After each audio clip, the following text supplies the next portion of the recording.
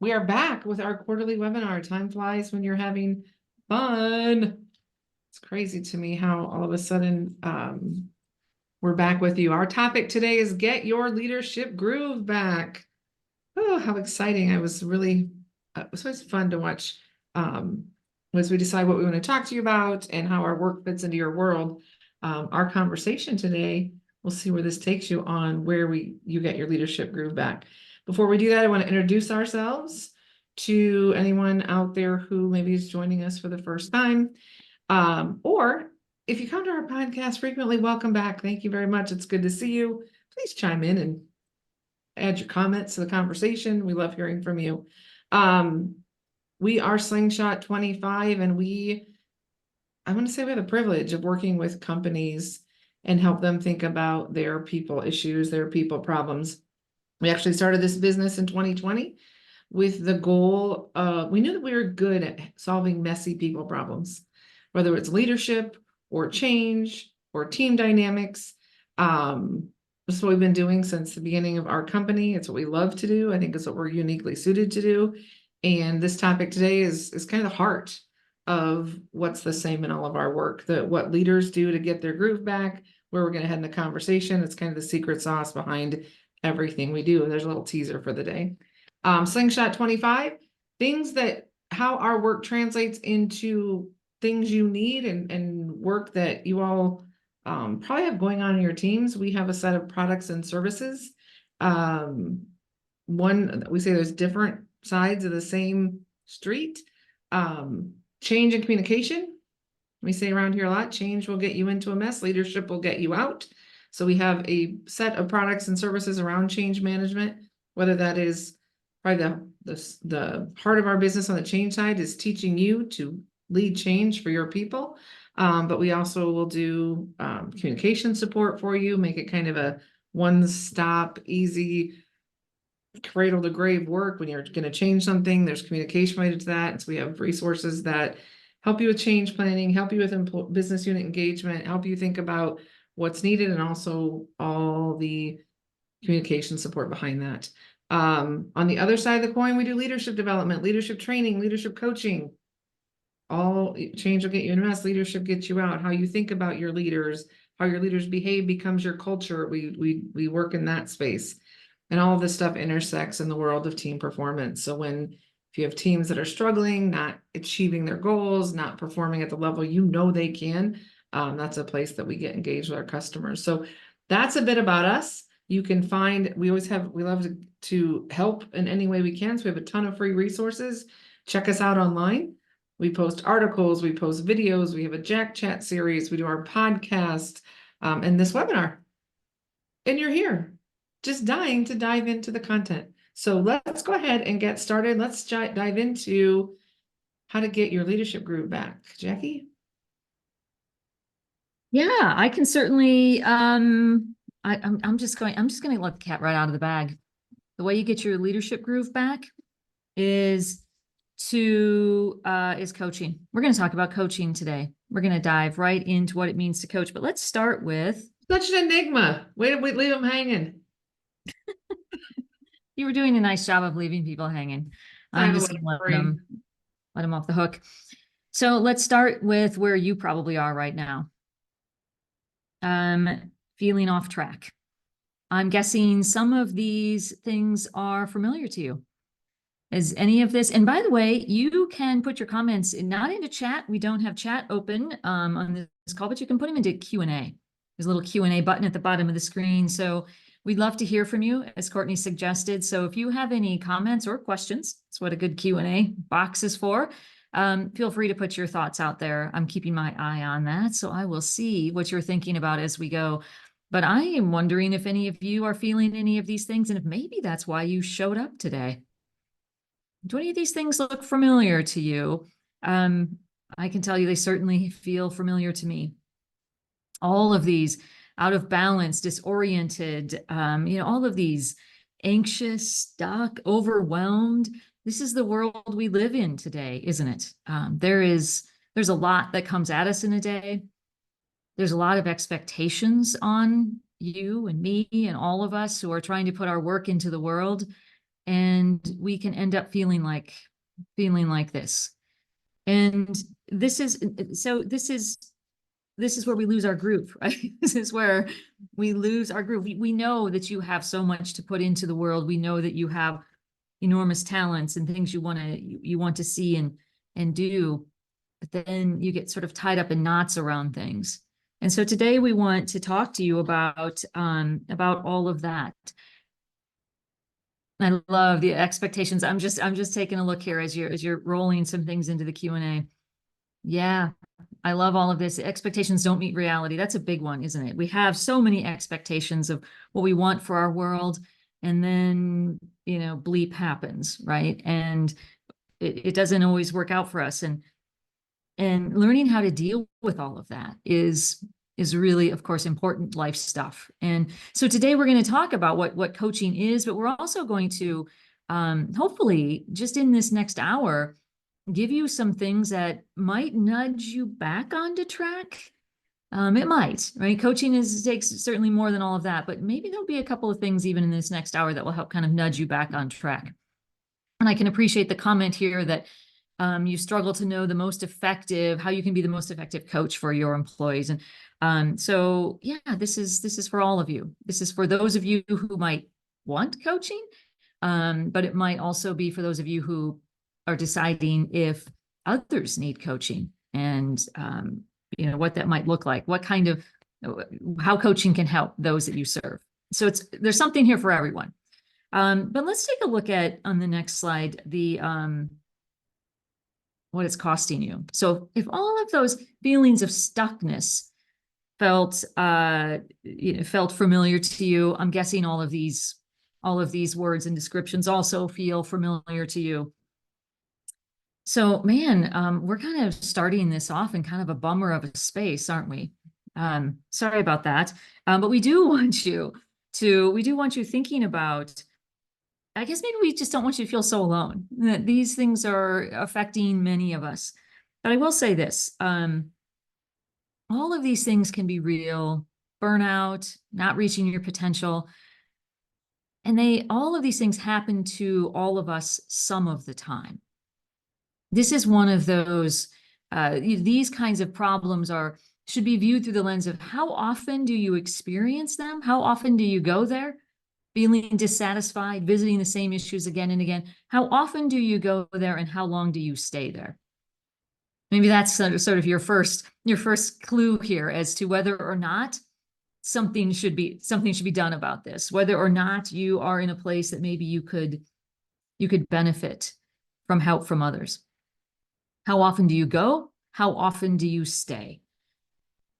What's the real cost to you as you think about these? I want you to think about how, if any of these things are in your life, and how often they're in your life. It's normal for you to go there sometimes. We all have those days. I say all the time, I didn't ride here on a unicorn or slide in on a rainbow. We all go here some of the time. But how often do you find yourself feeling one of these things that you see on the screen? How often and how long? I want you to be thinking about that right now for yourself. I also want you to be thinking about it for those that you may lead. For those, maybe you're someone in HR and it's your job to help connect people who are feeling these things to the resources that they need. How often do you go? How long do you stay? As I think about this, all of these sort of like downer of a place to be right now, a quote from Cy Wakeman. It's one of my favorite quotes. I use it all the time. If you've spent any time with me in a classroom or in some sort of or in coaching, you've probably heard me quote this before, from Cy Wakeman. And the quote is, "Stay in joy or leave in peace. There is no third option." I think this is a really great sort of compass statement for us today. Stay in joy or leave in peace.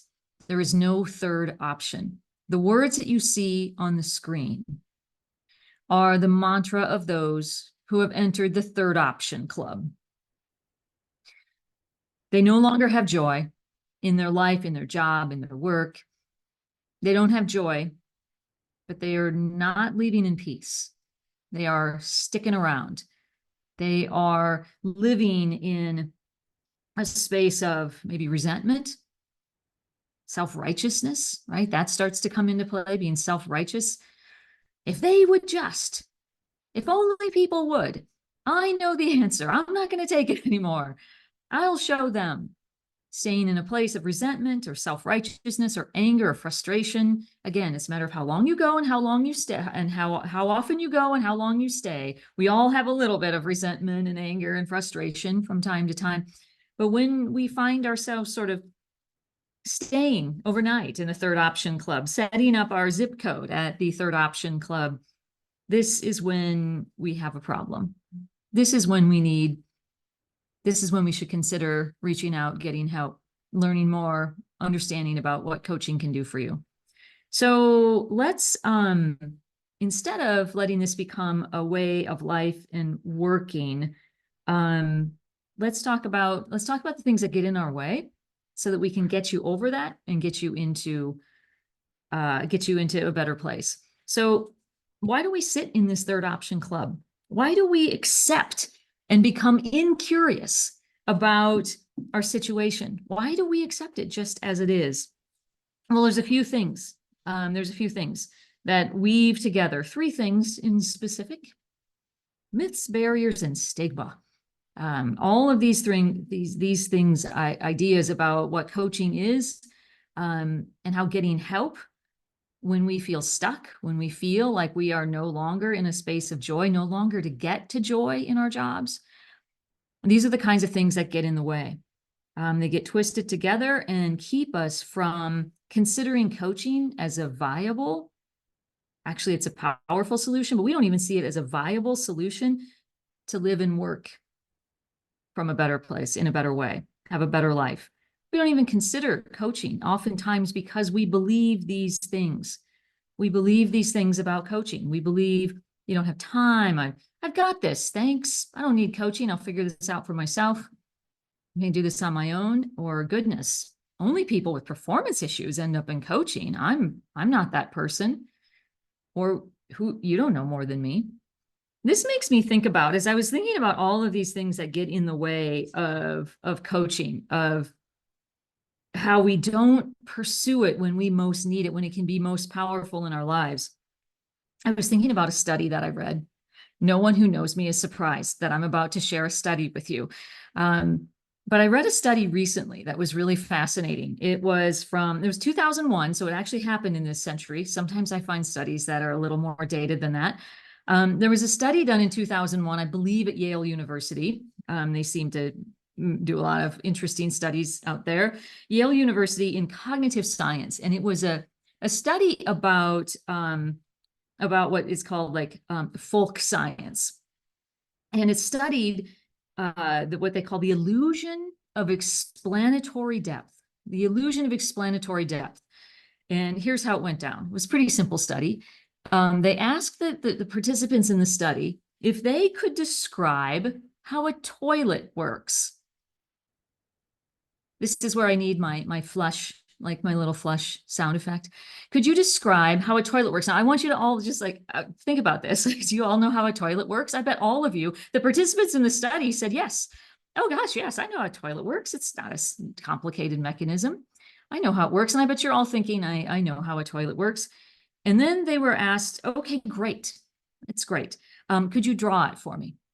Draw it out. Draw the whole diagram out to describe how a toilet works. And then the participants were like, yeah, I guess I don't really know. And so why am I bringing up this right now? Why am I talking about toilets? Because I think this is how we are with coaching all too often, is we think we know what it does. We think we know what it's all about. But it turns out that we don't know, that we don't actually know what coaching is. So let's bring some actual depth to this today. Let's rescue you from that place. Let's rescue coaching from the toilet, you might say. So let's rescue this from the toilet and give some actual depth to your understanding of what coaching actually is and what it can do for you and what it can do for others if you are in a seat of deciding whether or not to get coaching for others. Although it's not usually the best way, to not the best learning strategy to tell you what something is not. I happen to think that this is a really good strategy with coaching because it is often conflated with some things that it is not, some things that are very familiar to us that it is not. So coaching is not, this image is actually one of the first things we think about when we think about what coaching is. It's many of our first thought when we hear the word coaching. We think of an athletic coach.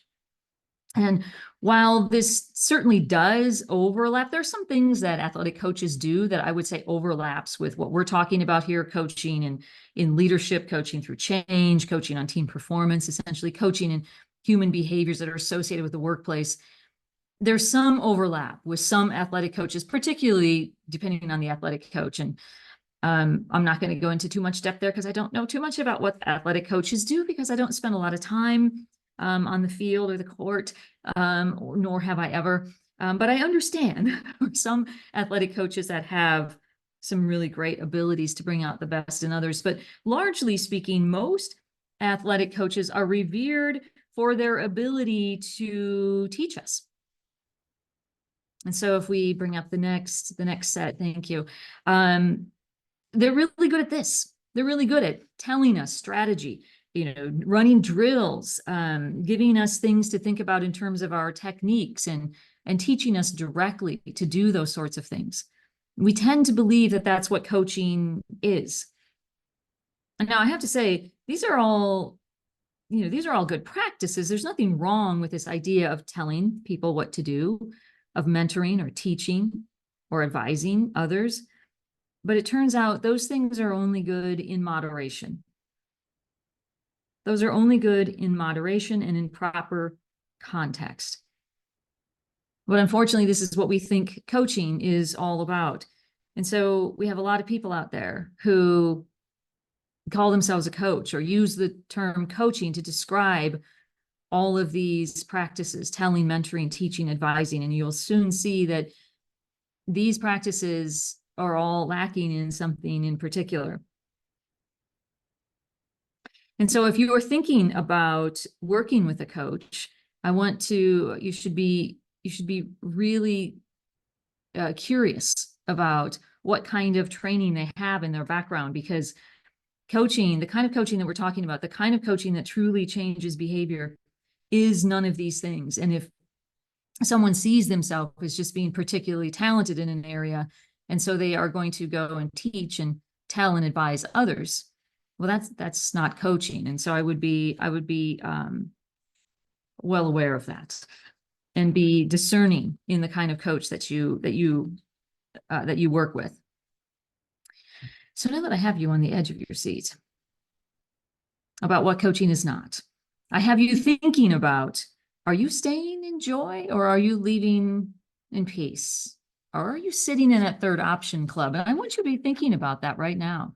How often do you find yourself just sort of spinning around again and again and not really moving forward in your career, in your thinking? You feel stalled. You feel like you're the bug, the rest of the world is the windshield, that you have no control. I want you thinking about that, because where we're going to take you next, I'm going to turn this over now to Sarah, my friend Sarah Gorsh, partner and coach here at Slingshot 25. And she is going to talk to you about what coaching actually is. And hopefully you will get a renewed sense of what coaching is, what it can do for you, what it can do for those that you care about, and those that is your job to nurture and develop. So shall we take a look at what coaching actually is? Let's do it. So what is coaching all about? It's all about you.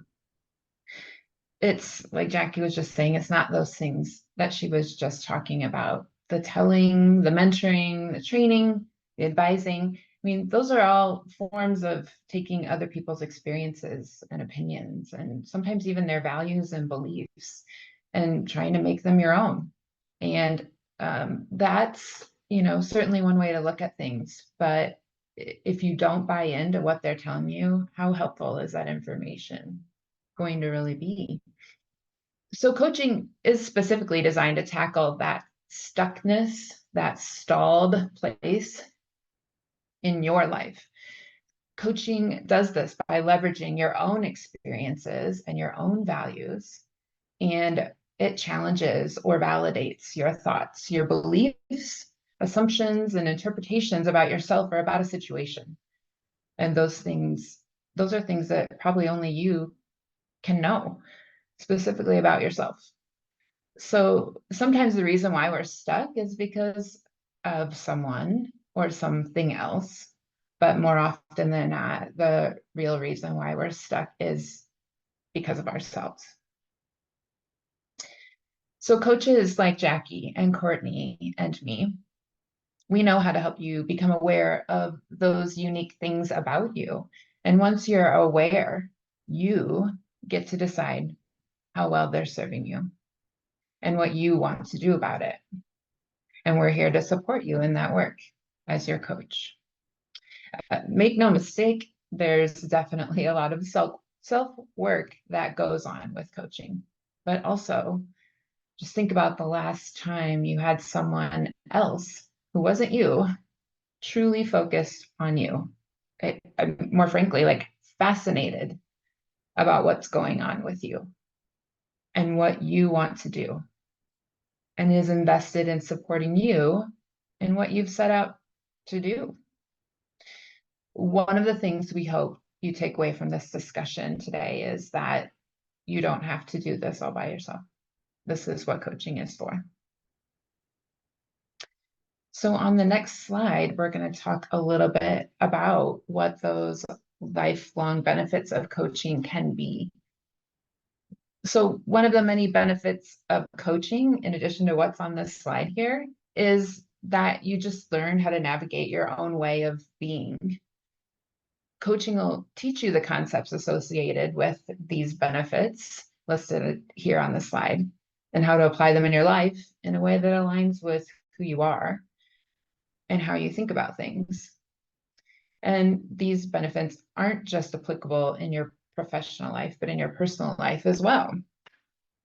For example, one approach that I like to use with my clients for goal setting in particular and achieving goals is called the ABC game plan.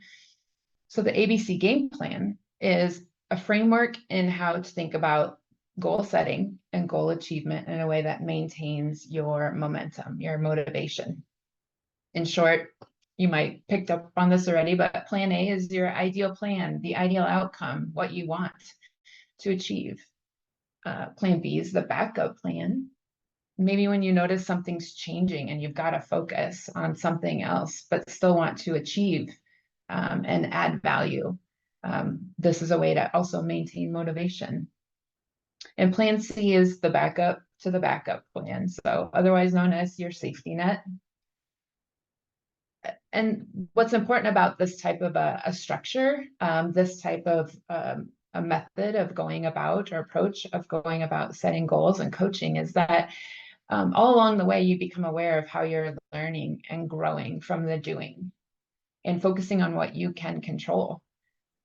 So while achieving that outcome is obviously what we want and is a wonderful result when it happens, not achieving the outcome doesn't have to be a total revert back to old habits. It doesn't have to be catastrophic. It doesn't have to lead to that self-sabotage that Jackie was talking about earlier. At this point, you've worked so hard and made great progress. So why stop now? I mean, I could talk about that all day, but instead, I want to ask Courtney to talk about an approach that she's used before to help people identify their blocks.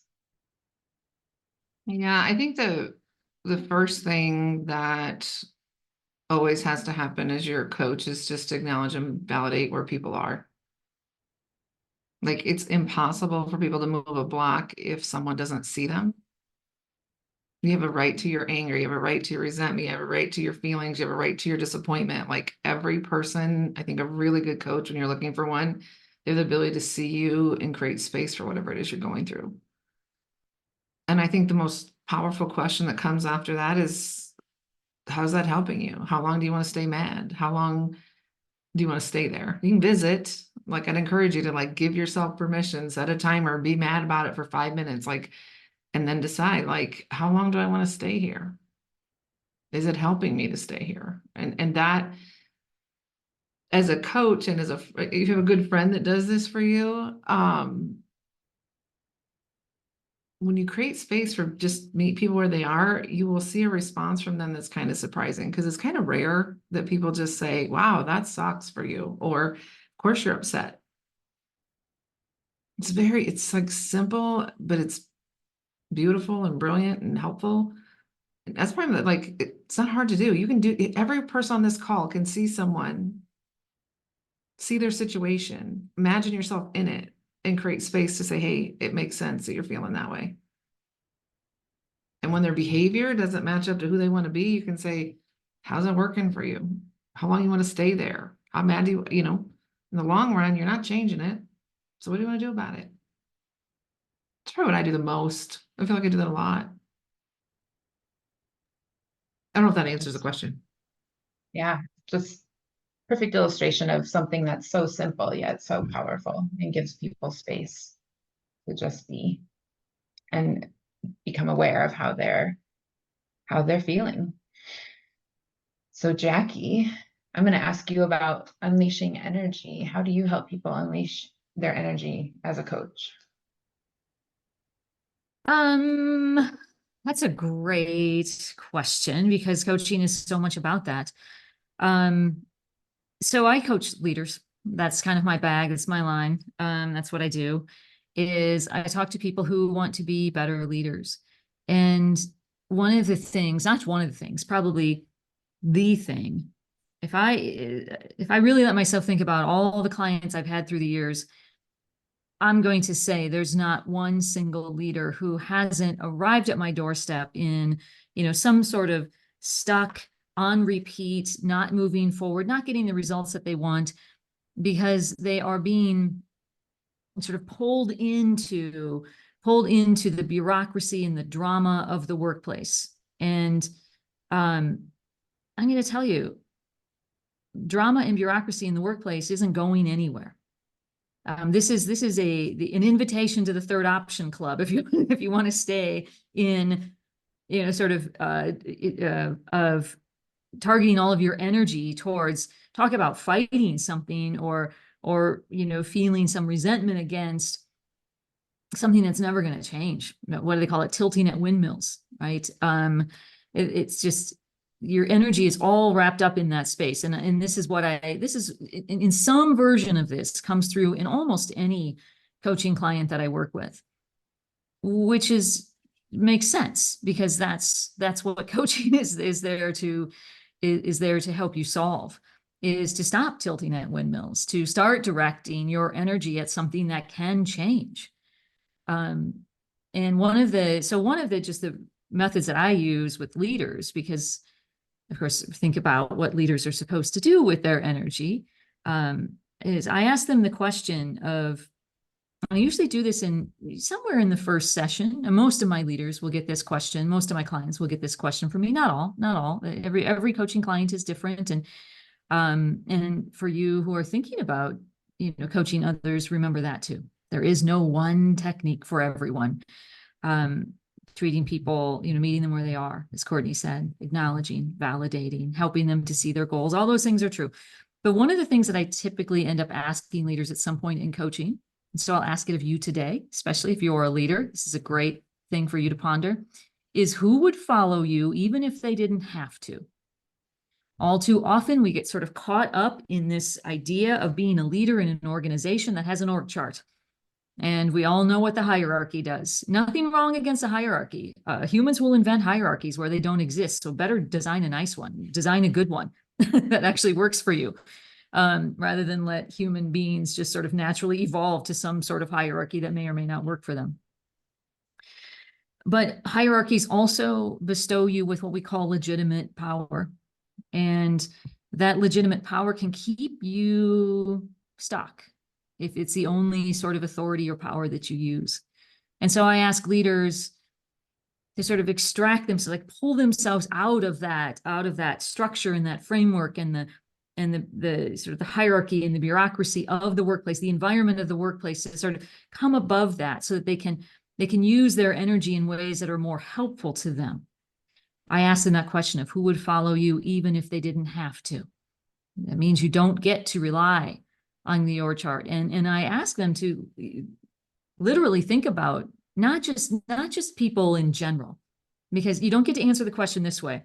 Oh, people who are going somewhere, that's who would follow me. No, that doesn't work here. That doesn't work to sort of jar you out and make you look at yourself in a new way that you can find an energy for your leadership again. I want names, like first names, last names. I want you to think about, so if you're a leader right now, do this right now. You don't even have to be a leader to do this, because there's also this thing called referent leadership, which is people will follow you, not because they have to, but because they want to. I want you to think about who would follow you. If you have some leadership energy in you, who would follow you even if they didn't have to? I want you to think about those names and faces right now, because when you do that, there's a shift that happens in you. And this is with a shift of unleashing your energy into a new space, into a space that is driven to be a leader from finding a different source of energy for leading, not for fulfilling your role as a leader in the org chart, but for being the kind of leader that people will follow, even if they don't have to. And then there's a follow-up question, an equally important follow-up question to that, which is, what do they have to gain by following you? So this makes you think about your leadership from the perspective of your followers. This is an energy shifting, focusing in a new, to find your energy in a new space. That's what unleashing energy looks like in coaching. Contrasted to all the things I told you that coaching is not. It's not telling, advising, mentoring, teaching, all of those things. Although sometimes you'll do a little bit of telling, teaching, advising, mentoring inside a coaching conversation, but the heart of coaching is not doing any of those things. So asking someone to think about their leadership from that perspective has a very different effect than saying to someone, you know what, let me tell you what a servant leader is. That's teaching, right? I can describe servant leadership to you all day long, but until I get you to think about that deeply from your perspective. So for that question, I'm looking at the question in the Q&A about, I struggle to know if I'm being the most effective coach I can be to my employees. I would like you to think about all of these things, what Sarah just described around goals. We get all caught up in the goals in the workplace of achieving things very particularly, instead of sometimes thinking about a shift, just a shift in mindset, a shift in direction, a shift in learning something new. To think about, as Courtney talked about, identifying those blocks of where are you at? And it's okay to be there, to acknowledge and validate, and then to help someone come forward off of that block, and then to shift their energy. And none of this is teaching, telling, advising, directing. None of it is that. It's not, I'm not saying never do those things, but when you dig in and take these deeper approaches to helping people sort of use their own power to move forward, that's how you really become a great leader coach. That was a lot to say about unleashing energy, Sarah, but there's so much. At the end of the day, that's what coaching does, is it unleashes your energy in a new way. I love it. Back to you. Love it. And watching your energy talk about unleashing energy was a sight to behold. Thanks, Jackie. So I'll take the last one on the list here. Accountable to change, accountability. So after you've, gone through the process of setting goals, and you've done the hard work of identifying what those blocks are and how it's serving you and how long you want to stay and what you're going to do as a result. And then also, taking what Jackie said and putting some time and effort into thinking about that, who would follow you, even if they didn't have to. How do you want to hold yourself accountable to making those changes? That's a lot of work. That's a lot of great work from you put into the world. And how do you want to keep yourself accountable to continuing to do that work and to be that person, to be that being in the world? So as your coach, we help you develop accountability structures or hacks, I guess, if you will, that feel right to you and drive the accountability in a way that you desire. So here at Slingshot, we do have some tools that we've created that you can use, and we will offer those willingly to you, as you wish. But again, accountability, as with most things in coaching, is something that's unique to you. Accountability is something that typically works better when it's designed and aligned with you, and who you are and how you think about things. We've seen people use logs or journals, to keep track of maybe when they're doing something they don't want to do, or when they've done something they do want to do. And not just keeping track, but like, and then what? And then what happened? So it's not just keeping track of your behavior, it's keeping track of the effect of what happened there. There's all of those tools out there in the world, like phone apps and, things like that. I mean, there's meditation and affirmations. There's asking other people to be that accountability partner for you. It's all of these things. It's none of these things. It's whatever matches with what you need to hold yourself accountable to these changes that you've made. Anything to add, Courtney or Jackie? One of the things that, of course, I have something to add. One of the things that I talk about accountability a lot. We actually have a program on accountability that we teach here. And one of the things you're saying there, Sarah, is bringing up for me this idea that accountability is different than responsibility. You all know this. You've all done a RACI chart. R stands for responsibility, A is accountable.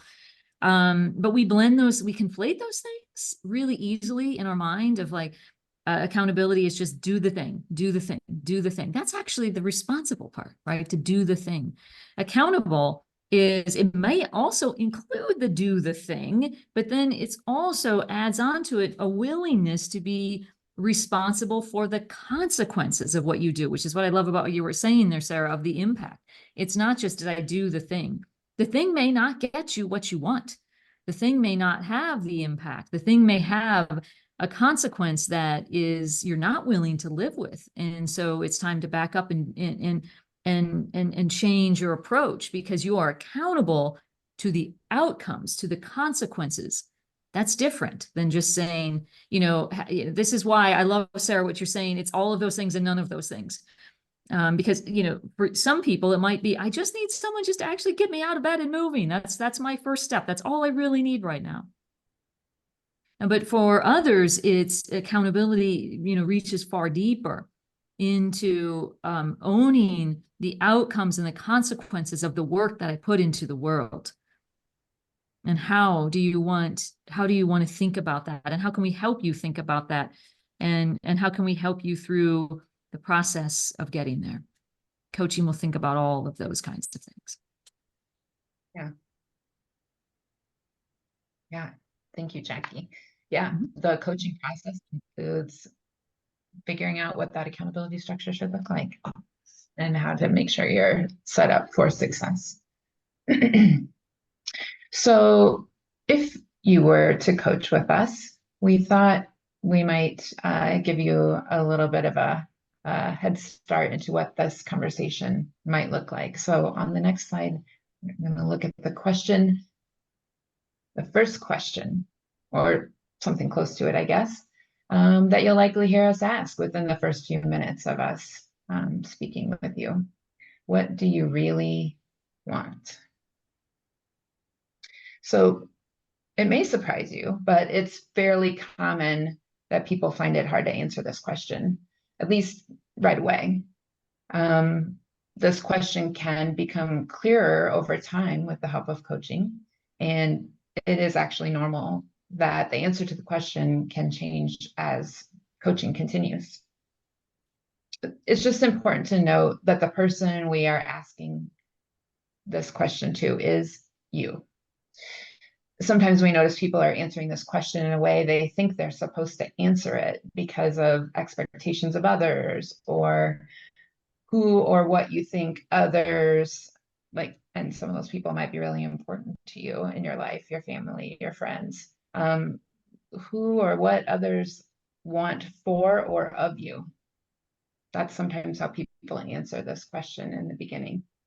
But this is a question that's focused totally on you. And it is the question that really gets the ball rolling from a coaching perspective, gets you out of that place of feeling stuck, moving forward, finding your why. When you answer this question truthfully and for you, whenever that answer comes, that's where the real work begins. And that is where the real benefits begin for yourself, for your teams, for your family, for your spouse, for your parents, for all of those people in your life. So this question is our last takeaway for you today. So as you have a little time today, maybe in the drive home or out to get your lunch or whatnot, if you haven't already done that, take a little time for yourself and think about what the answer to this question might be for you. Mhm. So Jackie, I gave them the first question that they are going to hear from us in a coaching conversation and coaching engagement. Can you comment on what it's like additionally to coach with us at Slingshot 25? Wow. Sure. Absolutely. Let me talk to you a little bit about some of our, what we call our coaching promise. And this is true for anyone who coaches with us. And this, by the way, also, these things that you see on the screen are also, again, answering the question of if you want to be a better coach to someone. So these are serving two purposes. One, if you want to coach with us, you can expect this from us, bar none. You will get this from us. The second thing is if you coach others, if you are in that leadership seat and kind of want to up your game on how you coach as a leader, I want you to think about these things. Now, they might mean a little bit of something in the context of leader to employee relationship, but let me first tell you about how we think about this in us to client, right? We're sort of that neutral third party, right? We're not your boss. We're not the boss of you, unless when I'm coaching Courtney, because I am the boss of her.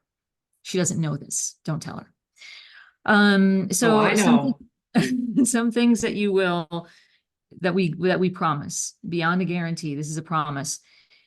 Confidentiality. Confidentiality is a big deal. And when we take on a client out of the corporate world, which many of our clients are, you probably sit in the corporate world. If you're on this webinar, you probably are, is real confidentiality, meaning that we're not going to feed back anything to your boss. Now you can, we might encourage you to. You can and should talk to your boss and the people that you serve, that your team members. If you're a leader yourself, talk to your team, talk to your colleagues. We'll help you decide who you might want to share your coaching and learning journey with, but it will not be us doing that. We are going to keep complete confidentiality around our conversation, and here's why. And by the way, we'll tell your boss this if you're worried about that. If we'll tell your boss this, it'll be very clear to your boss that they're not going to be able to call us and hear anything about what goes on in coaching. We keep complete confidentiality because one of the few things that you get to do in the workplace is to say what's truly on your mind. And we want to give you the place to do that. This is so safe place also comes in here. This is truly a safe place to say what's on your mind. And now we do have a couple of exceptions to that, notable exceptions, but I'll tell you this, and we tell any of our clients this, is if you tell us you're going to harm yourself or someone else, or do something that is otherwise illegal, we're not a priest. we won't keep those things quiet, mostly because it doesn't serve you. But anything else, we let you play around with those feelings of anger and frustration. We let you sort of unwind and talk about what's really on your mind and why that's really bothering you and how that's really hard for you and what's really keeping you stuck. So we keep complete confidentiality. We encourage you to open up, because it's opening up means the opposite of armoring up. And when you armor up and you hide and you tell yourself a story and you won't come out outside of that story, that's what's going to keep you stuck. You won't shift your energy. You won't find your blocks. It's going to keep you stuck. So we keep complete confidentiality in that safe place. And that leads right into no judgment. I'm guessing I've heard it all. I probably haven't, but I've heard a lot. I've heard variations on the themes of it all, I guess. I've heard a lot of things in coaching, and I'm going to tell you, I firmly believe, and I know Courtney and Sarah do as well, that nothing human is foreign to us. Even if we ourselves are not the kind of person that would do that kind of thing or think that kind of thing, that has no place. That does not enter into how we show up for you in coaching. Nothing human is foreign to us. Any feeling, any idea, any thought, anything that you've got, it's not foreign to us. It's all human. Courtney talked about this, identifying blocks, by seeing people where they are, acknowledging and validating that. There is no judgment in coaching. Our judgment, even if we have it, wouldn't matter anyway, because coaching isn't about the coach. It's about you. As Sarah said, you do get just someone, your coach. When we coach you, you will have someone who just is fully invested in you in that moment. No judgment. And when you get that kind of relationship in coaching, when, if you'll allow us in, right? You can also just come and be a little bit armored. And if you don't want to set your armor down, then you don't set your armor down during coaching. We're not going to use any, psychotherapy techniques on you to force you to do that. We're never going to ask you about your childhood, none of that.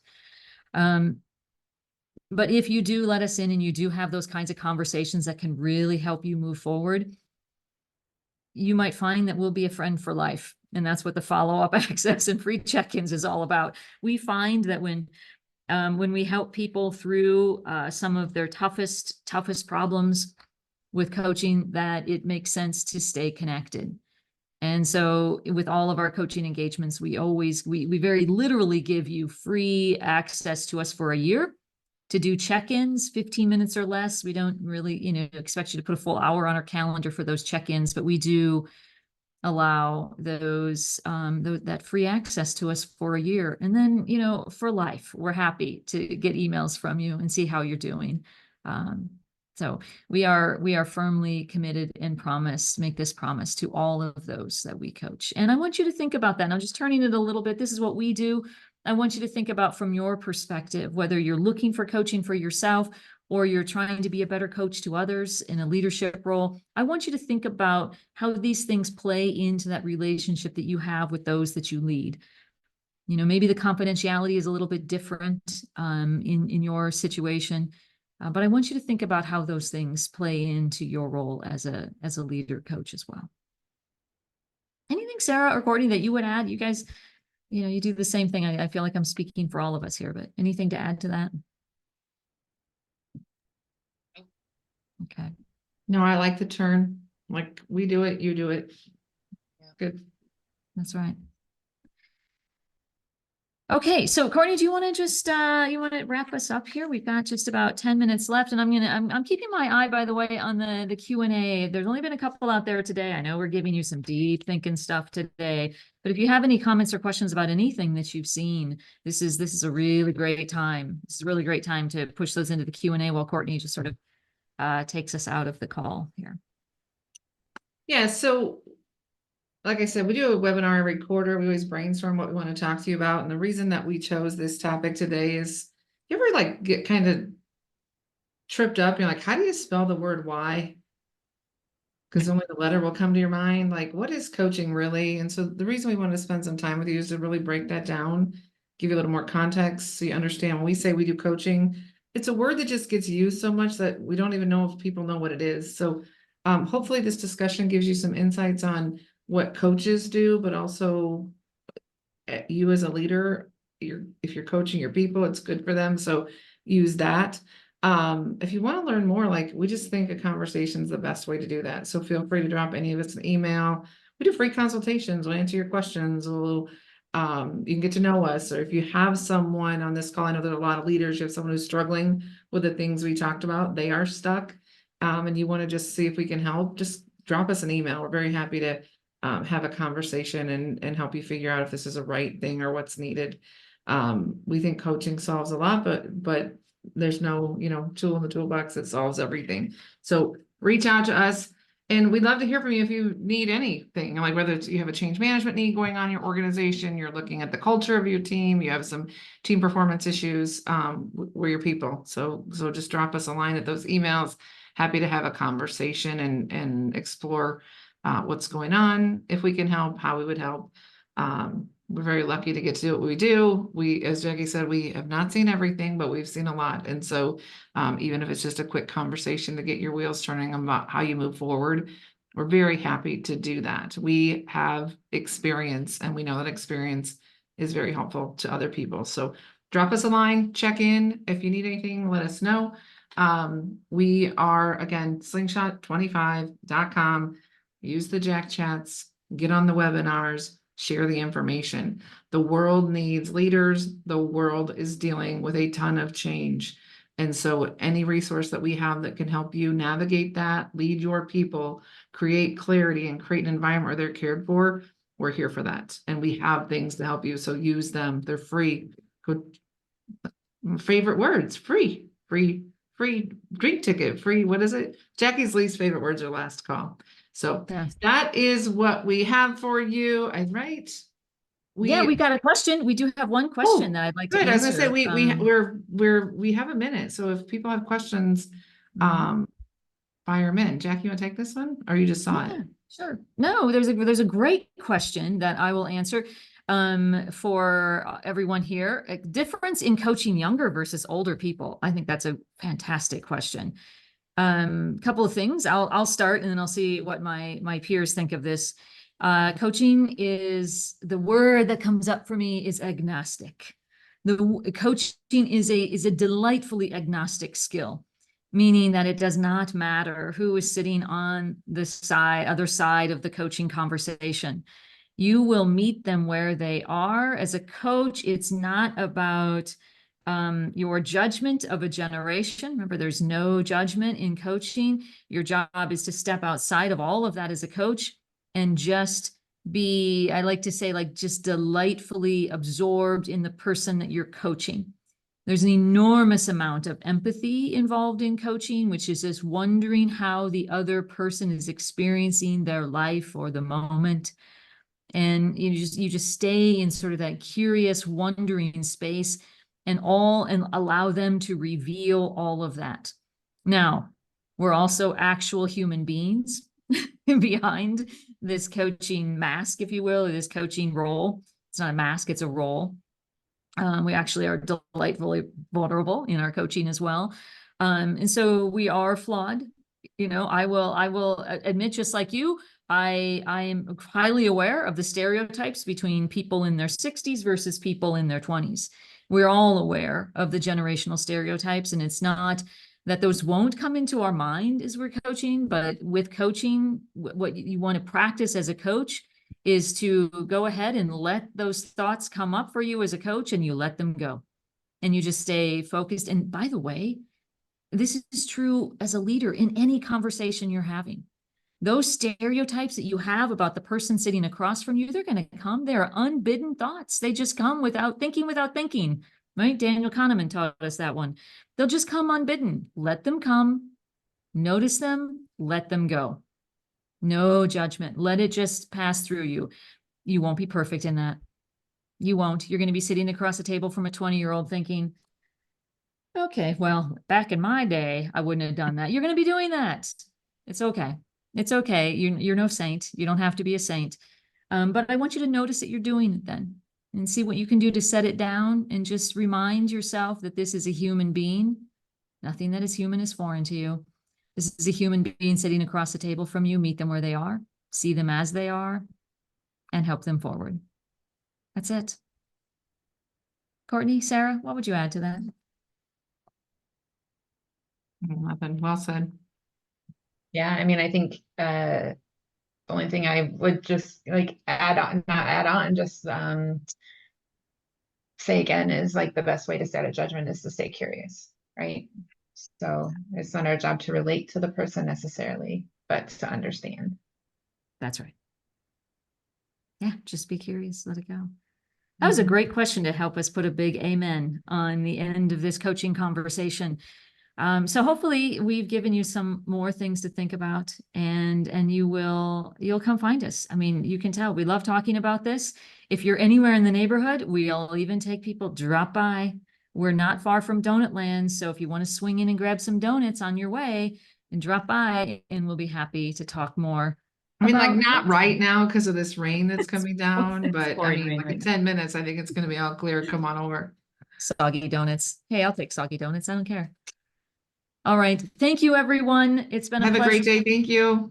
And Thank hopefully you. we'll see you next time on our webinar next quarter. All right. Bye-bye, everyone.